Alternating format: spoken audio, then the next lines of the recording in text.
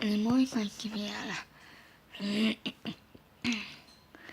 Mun osoite on Mutalaaripuisto 4A10, jos haluatte lähettää postia. Näin pian. Ja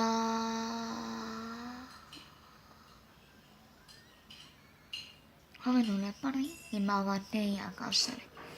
Ne, jotka tykkää, niin voi lähteä hevonkuuseen. No, se on vitsi. Ei oikeesti. Se oli vähän läppä.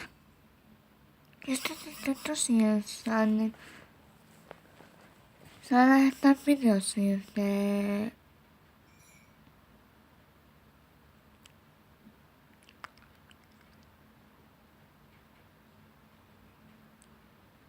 Mä vatin vitsi, että nyt on hyvä.